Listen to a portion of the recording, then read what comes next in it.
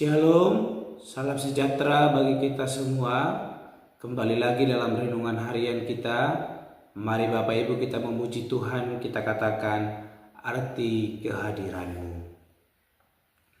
Jalan-Mu tak terselami oleh setiap hati kami. Namun satu hal ku percaya, ada rencana yang indah, tiada terduga kasih-Mu, heran dan besar bagiku,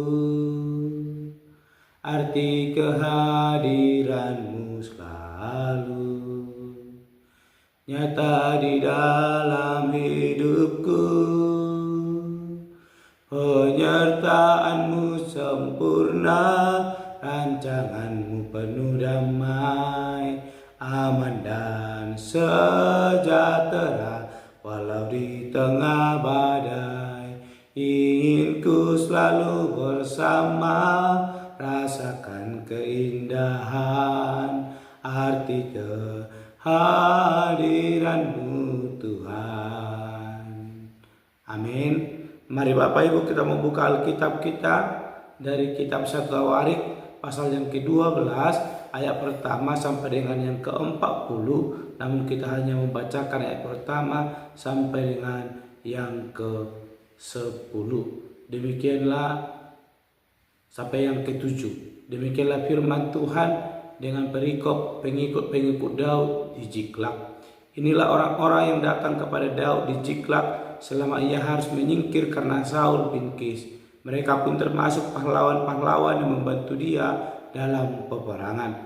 Mereka bersenjatakan panah dan sanggup melontarkan batu dan menembakkan anak-anak panah dari busur dengan tangan kanan atau tangan kiri. Mereka itu dari saudara-saudara sesuku Saul, dari seorang Benyamin, Abiezer kepala, dan Yoas anak-anak Sama'a orang Gibea, Yeziel dan Pelet anak-anak Asmawet, Beraka dan Yehu orang Anatot, Ismaya orang Gibeon, seorang pahlawan di antara ke-30 orang itu yang mengepalai 30 orang, Yeremia, Yehaziel, Yohanan dan Yosabat orang Gedera, Elujai, Yerimot, Bialia, Semaria dan Sepaca orang Harupi, Elkana, Yisia, Azareel, Yoezer dan Yosabam orang-orang Korah, Yoela, Jebaja, anak-anak Yeroham dari Gedor.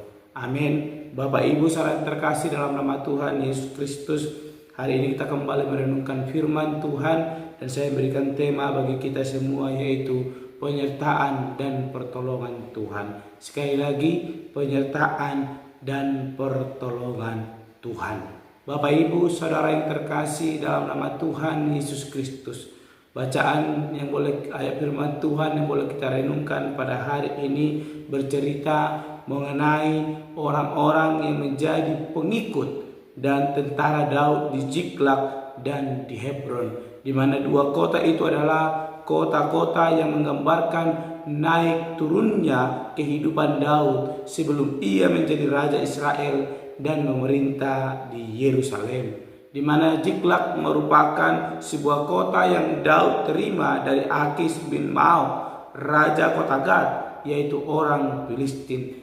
Dan Daud mendapatkannya ketika ia lari dari Saul. Dan dari Ziklag, Daud beberapa kali mengalahkan musuh-musuhnya sampai ke perbatasan Mesir.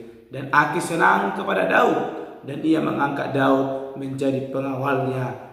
Bahkan Daud dan para pengikutnya diajak untuk membantu dan para pasukan orang Filistin berperang melawan orang Israel. Namun hal itu urung terjadi karena para panglima Filistin menolak kehadiran Daud dan pasukannya, sehingga Daud tinggal di daerah orang Filistin selama 1 tahun 4 bulan lamanya.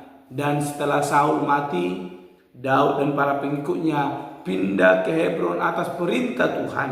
Dan di Hebron dia berada di wilayah Yehuda di sebelah barat dari Yerusalem. Dan di sanalah Daud memerintah sebagai raja atas Yehuda hingga akhirnya ia diangkat sebagai raja atas seluruh Israel, dan kemudian dia pindah ke Yerusalem. Bapak Ibu saudara yang terkasih dalam nama Tuhan Yesus Kristus, ketika kita melihat kisah perjalanan kehidupan Raja Daud sebelum dia diangkat menjadi raja atas Israel atau atas kerajaan Yehuda, kita mendapati bahwa baik ketika keadaannya berada di bawah maupun keadaannya berada di atas, selalu ada orang-orang yang Tuhan kirimkan menjadi bala pertolongan yang boleh Tuhan hadirkan bagi Daud. Dan itu adalah bukti bahwa Allah menyertai, bahwa Allah memberikan pertolongan kepada setiap orang yang mau setia dan hidup taat di hadapan Tuhan Allah. Kita melihat Daud adalah orang yang setia di hadapan Tuhan Allah. Selama dia masih terus mengandalkan Tuhan, kita melihat Allah menyatakan penyertaannya dan pertolongannya atas hidup Daud. Ketika Daud dikejar oleh Raja Saul dan dia bersembunyi dan lari daripada Raja Saul, kita melihat apakah Daud mengalami kekurangan. Bapak Ibu, memang Daud harus bersembunyi. Namun kita melihat ketika Daud bersembunyi, dia dikawal oleh bala tentara yang boleh Tuhan siapkan, boleh mendampingi Daud. Sehingga kita melihat bahwa Daud disenangi oleh Raja Filistin. Dan dia diangkat menjadi pengawalnya, bahkan dia diberikan daerah dan kekuasaan. Dan ketika Daud menerima itu, Tuhan bekerja atas kehidupan Daud. Ketika dia melakukan peperangan, Daud selalu mengalami kemenangan. Sehingga akhirnya ketika Raja Saul meninggal atau mati, Daud diangkat oleh Tuhan menjadi raja atas Yehuda dan atas seluruh Israel. Bapak Ibu saudara terkasih dalam nama Tuhan Yesus Kristus, pertolongan Tuhan begitu sungguh luar biasa. Sekalipun terjadi di luar nalar pikiran kita, karena pertolongan Tuhan tidak selalu hadir dalam bentuk mujizat supranatural yang menakjubkan di mata kita. Namun pertolongan dan penyertaan Tuhan seringkali terjadi atau terwujud melalui kehadiran orang-orang yang ada di sekitar kita, yang akan Tuhan jadikan penolong atas hidup kita, yang memberikan kita semangat sehingga kita boleh terus memiliki sukacita lewat kehadiran orang-orang di sekitar kita. Oleh karena itu Bapak Ibu saudara yang terkasih dalam nama Tuhan Yesus Kristus, ayat firman Tuhan yang boleh kita renungkan hari ini masih terus berhubungan erat dengan firman Tuhan yang boleh kita renungkan semalam, bahwa kesetiaan, bahwa kepercayaan, bahwa pengharapan di hadapan Tuhan Allah itu adalah hal yang paling penting dan mendasar yang boleh kita miliki, sehingga kita akan merasakan penyertaan dan pertolongan Tuhan atas hidup kita, sebagaimana yang dialami oleh Daud. Apakah Daud memiliki kehebatan? Apakah Daud memiliki kekuasaan sehingga ia boleh lari dari Raja Saul yang memiliki kekuasaan bahkan bala tentara untuk menangkap Daud dan membunuh Daud? Namun kita melihat apapun usaha yang dilakukan oleh Saul, semuanya sia-sia karena Allah turut bekerja menolong dan mendatangkan kebaikan atas kehidupan Daud. Dan itu semua terjadi atas kesetiaan, atas kepercayaan, atas pengharapan, atas iman yang boleh dimiliki oleh Daud kepada Tuhan Allah. Oleh karena itu Bapak Ibu saudara yang terkasih dalam nama Tuhan Yesus Kristus, mari memiliki pengharapan itu. Mari memiliki iman yang sungguh seperti yang dimiliki oleh Raja Daud, sehingga ketika kita sungguh-sungguh berpengharapan, maka mari kita pandang sekeliling kita.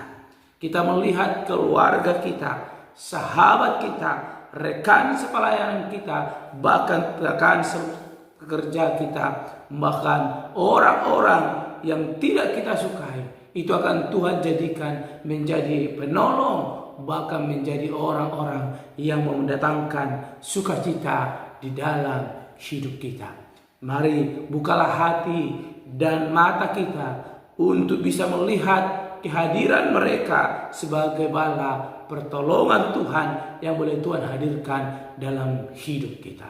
Apapun dari siapapun Tuhan bisa pakai menjadi pertolongan atas hidup kita, ketika kita mau tetap setia dan percaya kepada Allah. Allah selalu ada dalam hidup kita. Dia selalu menyertai dan memberikan pertolongan dalam hidup kita. Hanya perlu kita setia dan taat melakukan kehendak Allah. Maka Allah yang setia akan menolong dan menyertai kehidupan kita. Amin. Mari kita berdoa. Bapa Surgawi, kami kembali bersyukur atas kehidupan yang boleh kami alami, dan atas pertolongan yang Tuhan boleh berikan dalam hidup kami.